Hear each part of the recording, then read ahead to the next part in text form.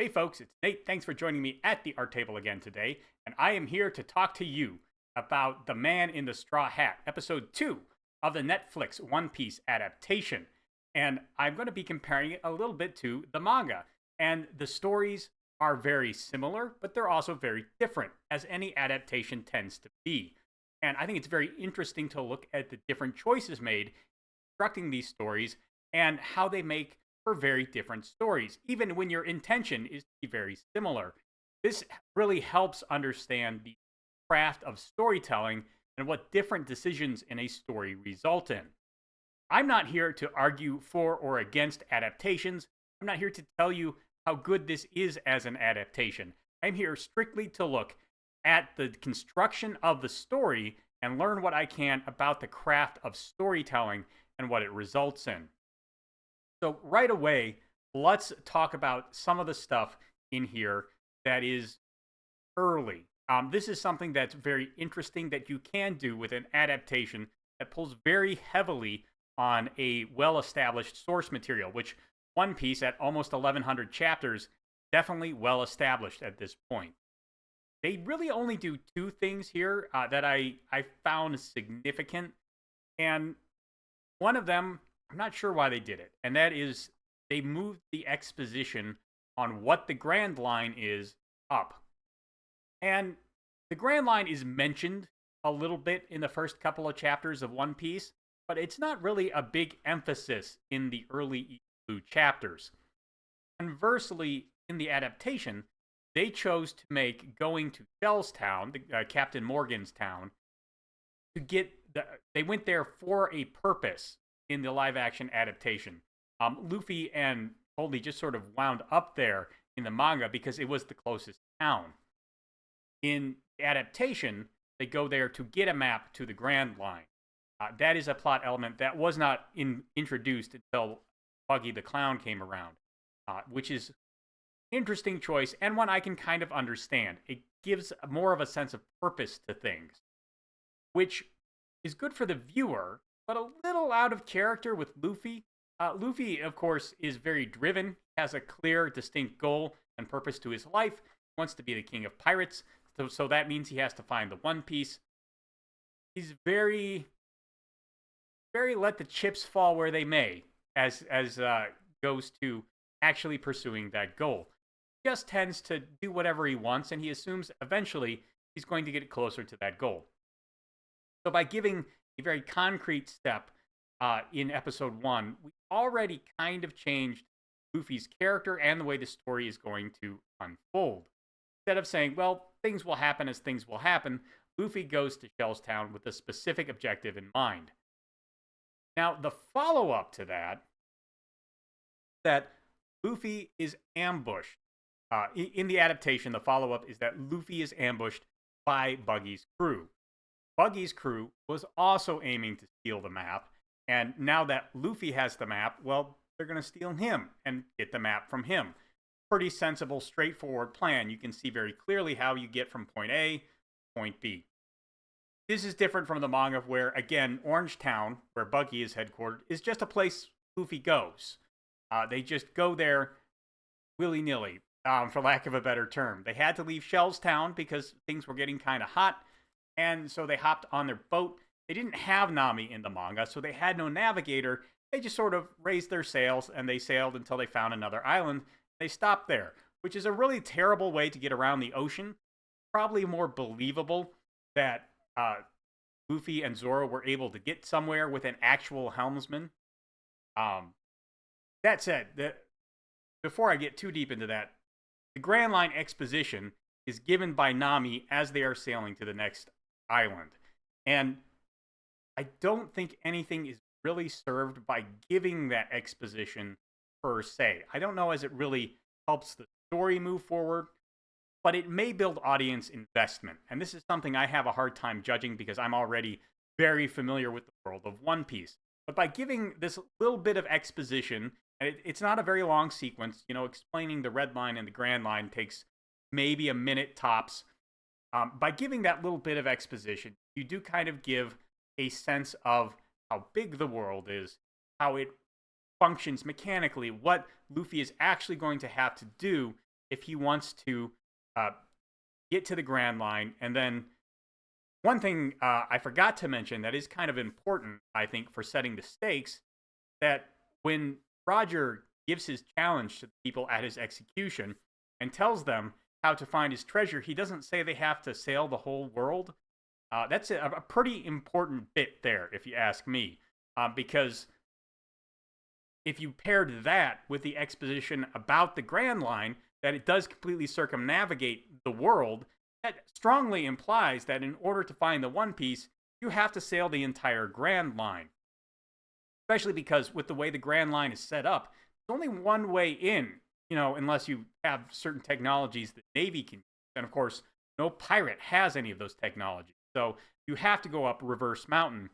That means there's only one way in, and then only, given the way the Red Line and the Grand Line work, have to sail from Reverse Mountain all the way around to the Red Line again, cross at Marineford, or through Fishman Island, whichever route you choose, and then again down the Grand Line until you reach the end. So that bit of exposition, coupled with Roger saying you'd have to sail the whole world, that would have made sense. But since they omitted that particular line of Roger at his execution, I feel like including the bit of exposition about the Grand Line is a little spurious at this point. I could understand it later on as they approach Logtown and they get ready to actually enter the Grand Line through Reverse Mountain, but here it feels a little aimless. And I wonder if they originally had that particular line from Roger and it got cut in the editing bay somewhere. It's hard to tell. As it is, the construction just seems, it's kind of like a stairway leading to nowhere in the woods. It doesn't make a whole lot of sense. I presume, again, it was an editing thing. But it is a note that when you adapt something and you move the pieces around, you have to make sure they all support each other. And I really feel like the Grand Line exposition here is unsupported. Again, it may build audience investment among newcomers, of which I know there are a lot. But if you don't know anything about Oda's world, having that little bit of exposition may help you get invested. But as it is, just feel like it's out of place.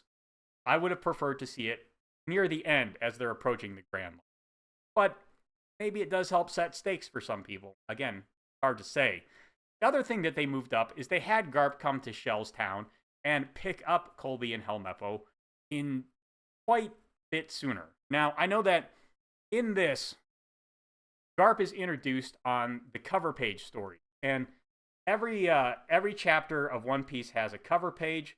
I don't think there are any in this. It's too early. But in some of them, Oda takes the cover page, he just draws like a single panel that tells the story of some other not Straw Hat character and what they're doing after they've met the Straw Hats. That's a pretty great way to build out your world and give some side storytelling in a way that is encapsulated as part of the narrative, but doesn't take a whole lot away from the actual forward thrust of the storytelling. It's pretty clever, and Garp is first introduced in these first page stories. He's not really given a name, I don't think. Maybe, no. I think, because these pages have captions, and I think Garp is named in the captions. But you really don't know a whole lot about Garp just through these front page stories. And he's not actually introduced in this until, I want to say, chapter 360 something. So it's a long time before we actually see Garp in person. Adding him into the narrative in a big way here isn't that bad. The problem is, he shows up at Shellstown very quickly. That shrinks the world. What do I mean by that? I mean that if we assume that Garp actually arrived at Shellstown at the time the front page story that first featured him appeared, that means he arrived there a couple of weeks later, about the time Straw Hats were arriving at Arlong Park. And that means it took him a while to get there. It took a while for word to get out that Captain Morgan had been defeated. It took a while for him to interrogate the base staff, figure out what happened, decide to remove Captain Morgan from his position, and take on Helmeppo and Colby as recruits. All of that took time, and that makes sense because the world of One Piece in the manga is quite large. You don't see an admiral pop up somewhere every day, especially in the East Blue, which is the smallest, tamest, well, not necessarily the smallest, but the tamest, the least violent, the safest ocean in the world. And, vice admirals, they have other things to do. The live action show implies that Garp was here already actively looking for Luffy. This is not, I don't think it's that big of a deal that he shows up so quickly, but having him slower, the manga, gives a sense of time. It shows us that Garp has to invest time going places and doing things. And in and of itself, having Garp enter the story so much earlier in such a big way does show the interconnectedness of some people. Like I said, we know right away that Garp is connected with Roger. We know right away that he is a powerful man to be reckoned with. Whereas when we first see him in the opening pages here, well, not so much. He looks kind of like a bumbler. It's actually kind of funny because we find out much later on that Garp is Luffy's father, but here he has many of the same proclivities Luffy does. He is very jovial. He seems very happy-go-lucky. He falls asleep at inopportune times, which is something Luffy does in the manga on a fairly regular basis. But decontextualized from knowing that Garp is Luffy's grandfather, it makes him look a little incompetent. And it's kind of funny to see Garp in the light that most people first see Luffy in, as, this bumbling, happy-go-lucky guy who doesn't seem to have his brain in what's going on around him. Then, of course, he turns out to be a very formidable individual in spite of all that. By having Garp be such an active character in the story, we don't get to see that side of him as much. I presume it will get brought out later. I'm still only on episode 4 of the actual season. Since I've read this so many times, I have to admit, the story is not driving me forward quite as much. I'm thinking much more about these differences in story construction. And Garp is one of the things I've been thinking about the most. He seems to have changed the most from his identity in the manga. He's clearly a very good leader. He's a very good teacher and mentor figure in this. He takes Colby and Helmeppo and he turns them from very green cadets into very experienced Navy Marines. He also does that with an actual admiral who already, has reached the height of his powers. We know that Aokiji was a pupil of Garp at one point in his career. And we also know that Garp, he never liked desk work. He was actually given the opportunity, at least, to become a full admiral, and he always turned it down because admirals and the fleet admiral are kept at HQ in Marineford, and Garp always wanted to be out doing something. Again, you see kind of a parallel there between him and his grandson.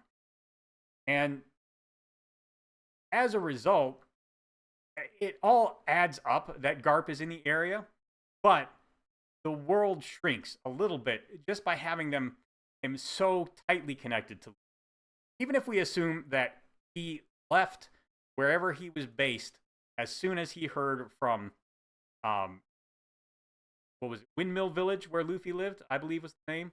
As soon as he heard that Luffy had left the Windmill Village, he should have still taken a little more time to catch up, I think. And alone, this would not be such a big thing. But one thing I've noticed, even just getting to episode 4, is that the world of One Piece on Netflix seems smaller and more contained. I'm not sure exactly what it is, but it does seem maybe just emphasizing all these connections so much sooner in the story makes everything feel much more like interconnecting everything does seem to shrink the world. It's, telecommunications connected the whole world. So now you feel like nothing's far away from you, even though there is a lot of distance between point A and point B still. And I think by having all these connections between characters established so much sooner, it feels like everything is connected more. And again, alone, maybe that wouldn't be such a big deal.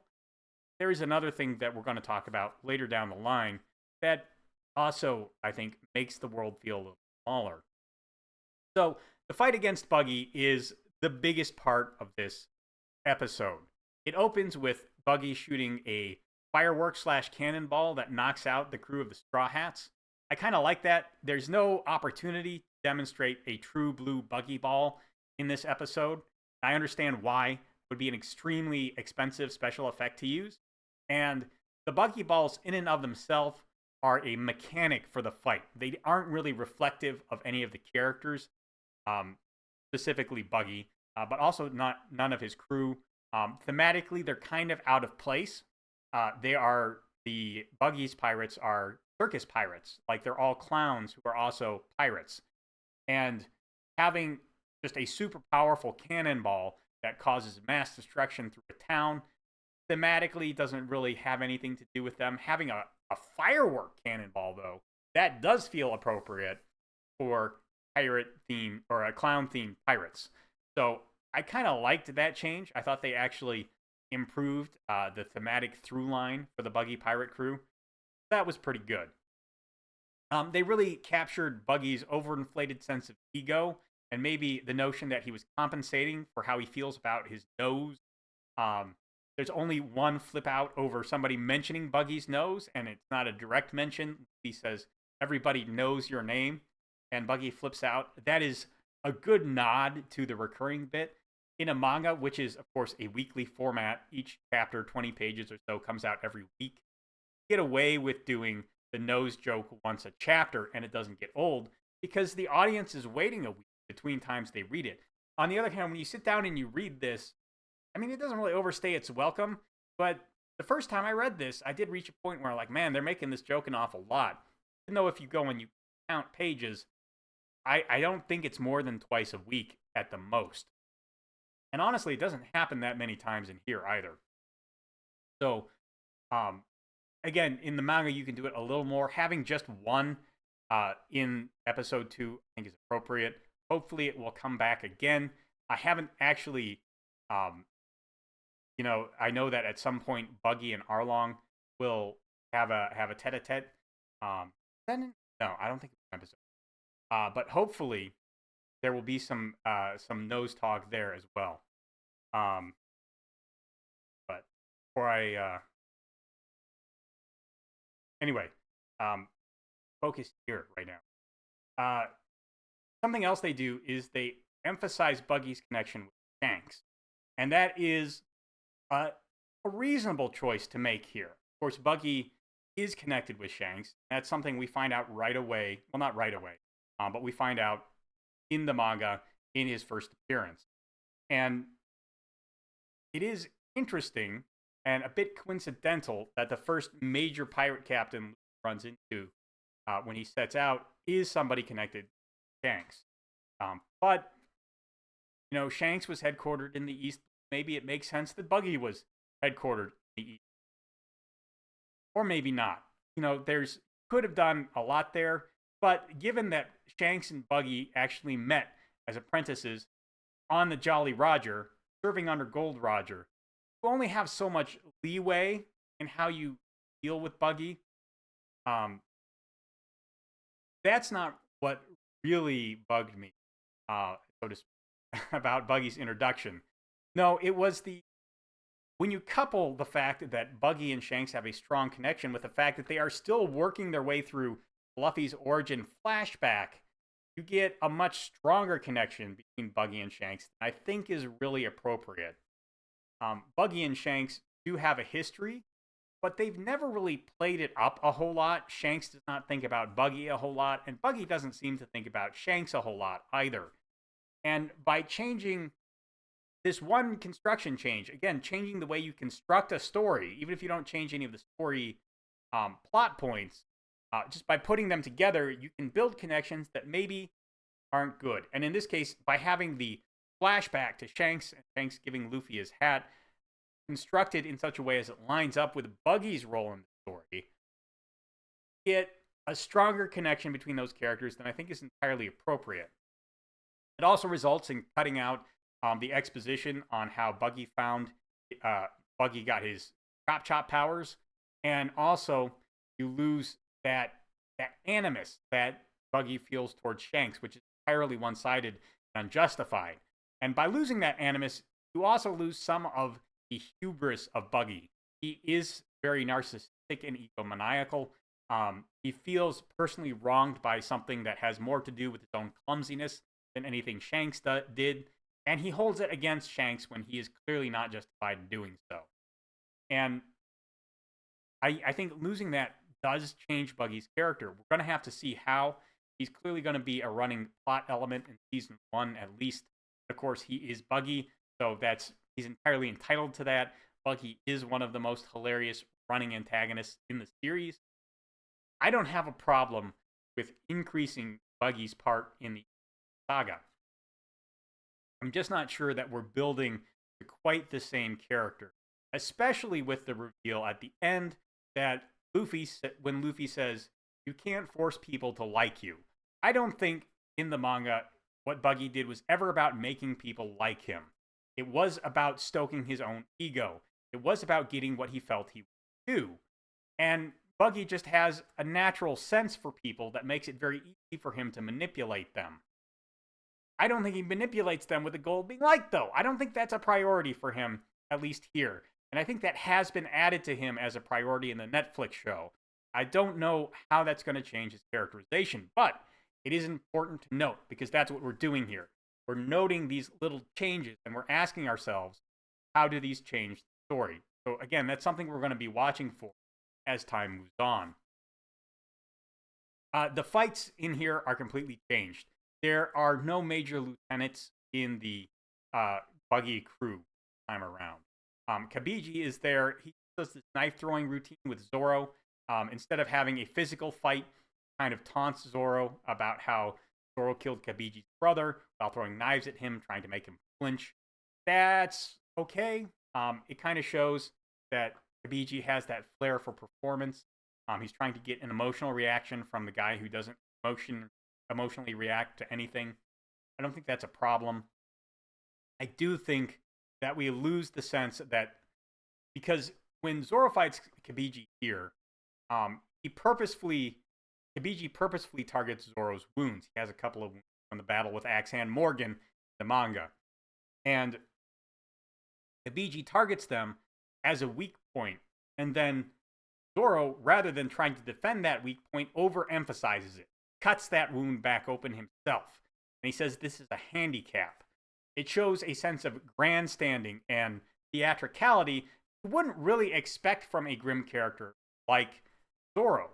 And by getting that added into his character at this point, you get a broader idea of who he really is. Now, you could say that his introduction to Mr. Seven brought some of that out instead. Because he said, I've lit 2 candles, one for somebody I knew a long time ago, and then he didn't say anything else, but everybody clearly heard, and another one for you. And that is a really great moment, but it's not quite as theatrical as Zoro, cutting his own wound open.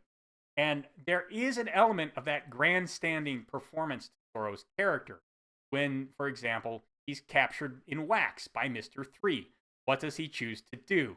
He chooses, well, first he tries to hack his own legs off, because it's a very Zoro solution, If you're stuck, cut it, even if it's your own legs. But he decides not to do that, and instead he strikes a pose. So if he dies, at least he'll be in a really cool pose for all eternity. Again, these are things that you have to set up early, and I think this interaction with Kabiji did set up more so than Zoro just sort of having banter with Kabiji, or even lighting a candle for Mr. 7, but not drawing any attention. Zoro likes to call his shots. He likes to say, I'm going to beat you, and here's how. And he does it with his fight with Kabiji here. I haven't seen him do it in Netflix yet. In and of itself, could still establish that character trait, but really should be established before the battle with Hawkeye Mihawk, I think. And I'm pretty sure that's coming in episode 5. So, yeah, I think that we are losing some characterization by not having these fights. Because in shonen manga, a fight is not just an action sequence. It's not just a puzzle, even though some series like JoJo's do that really brilliantly. They show that give and take of combat very well. In shonen, an action scene is character development in motion. And if you cut an action scene, cut that character development. And it's important to try and bring that back in, which they don't do when they show the end of the Buggy fight. I think it's appropriate that Zoro takes part in rounding up Buggy's parts and locking them in chests and tying them up. Of course, initially in the manga, it was just Nami tying them all up. That was fitting for her because she was the new character. She had just been introduced, and we needed to give her a hero moment. We needed to show her doing something really cool to show she could hold her own with the rest of the crew. We already had that in episode 1 of the Netflix story, so it's fitting that instead of just giving this big hero moment to her, give it to her and Zoro together so they have something to do while Luffy's doing the major fighting against Buggy. Again, it's the loss of the character development of Zoro in the fight with Kabiji that I really have a problem with. And while adding Zoro into that moment gives him something to do and reminds us that he's relevant and important to the crew, it doesn't develop his character in quite the same way the fight with Kabiji did. Cutting the fight with Moji would initially seem like it makes more sense. A lion would be really expensive to get and train for this fight. B, I mean, he's just kind of jobbing for Luffy until Luffy's ready to fight Buggy, right? No, actually, he's doing something much more important. But in order to analyze Moji's role in the story, we have to talk about the biggest cut they made here. That was that they cut out almost entirely Mayor Boodle and Choo Choo the dog. Boodle is in the story. They did a really great job actually recreating his hair. I was very impressed with that. Of course, Boodle is the guy who Luffy unlocks from the chains. And it's pretty lucky that Luffy picked the one guy who's the mayor of the town. Maybe Boodle is not the mayor of Orange Town in this storyline, but regardless,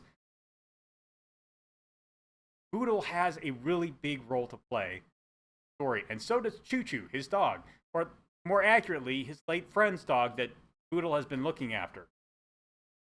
And that is that they establish the connection with the Straw Hats. You see, Boodle and Choo Choo and Choo Choo's late owner all have things in the town they treasure. For Boodle, it's the town itself. Boodle is a founding member of the Orange Town. He was there when it was just a couple of houses and some planks down by the seashore formed docks. Choo Choo opened a pet store food with his owner, who later died. Choo Choo spent the next several months of his life guarding that store because he missed his owner. Probably a tribute there to the famous story of Loyal Hachiko. You can look that up if you're interested in that story. But what is established there that these people treasure things, and that word is used repeatedly in the manga. They treasure these things even though they seem to have no value to anyone else, and especially to pirates like Buggy. Luffy treasures his hat because it was a gift from Shanks. It's the most important thing to him, outside of his crewmates, of course. And it also sets up a connection between Boodle and Nami. It sets up a connection that Nami is like Boodle, treasures her town. We'll find out more about that, of course, in the Arlong Park arc. But right now, we just see that Nami resonates to the way Boodle treasures his town, and more importantly, the way he is pained by seeing it damaged by pirates. Nami is pained in the same way, and we find that out very quickly, even though we aren't told why she is pained in the same way. We can guess, of course. We know that clearly Nami has been injured by pirates in some way, and this is a really good foreshadowing of the entrance of Arlong into the story. We don't get any of that in the Netflix version because they have cut Choo Choo and the mayor out entirely.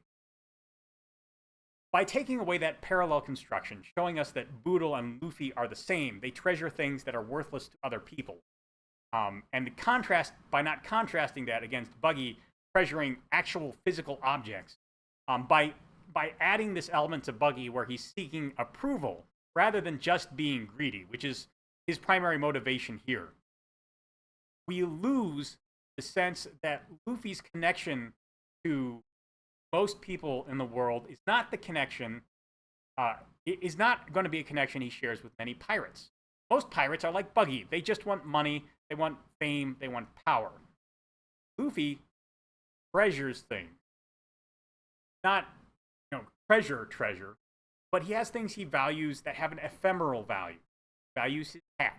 Mayor Boodle values the town and the people who live there. Choo-Choo values the memories of his owner and the place they built together.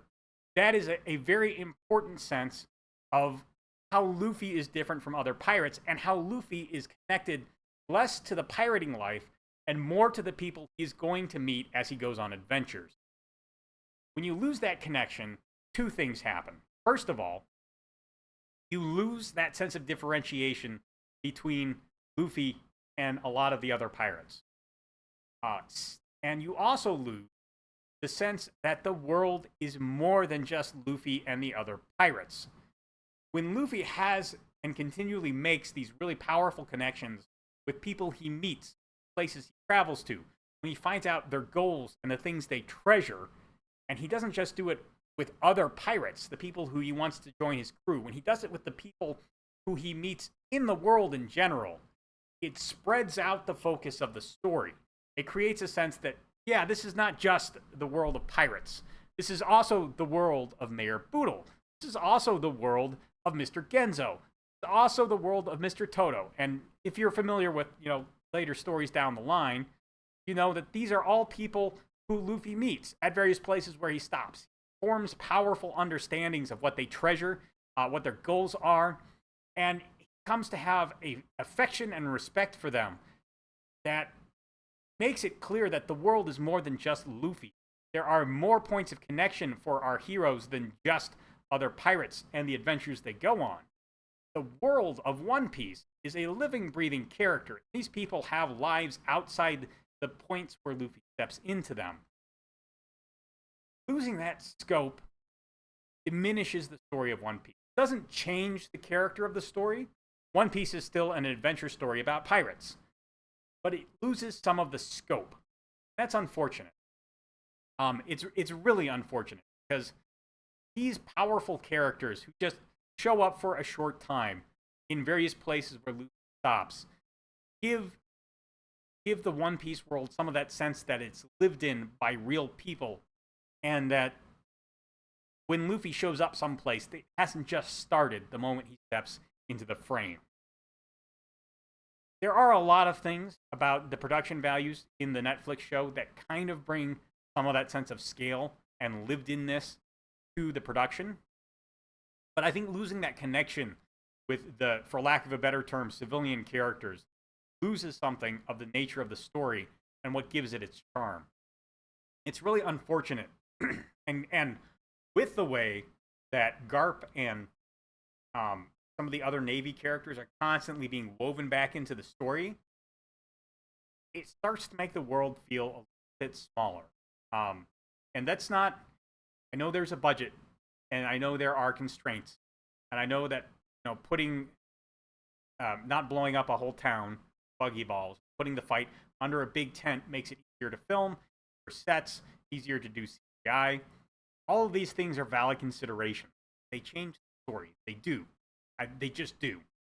And by bringing the focus in and making it so intimate, even the closeness of the shots gives it a smaller feel. And there's nothing wrong with small, intimate stories. One Piece is not that story. By changing these things, we're starting down a road that is probably going to have a smaller scope. It's still going to be fun, I think. It's still going to have a lot of those great character moments. But the scope, the lived-in feel, it feels like it's shrinking. I don't know. It's only episode 2. I have seen 2 more, although I haven't really rewatched them with a super critical eye. But hopefully they can still build that out. Orangetown, admittedly, it's not the best part of the series.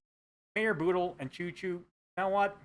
They are kind of flat characters, kind of one note. Their writing isn't very great. But there was an emotional core to them that did help the story start to build itself out very early. Who can say? Maybe Netflix is continuing down that path. Maybe they really want to start building out characters like Zeph and his 2 sous chefs that work with Sanji, whose names are escaping me right now.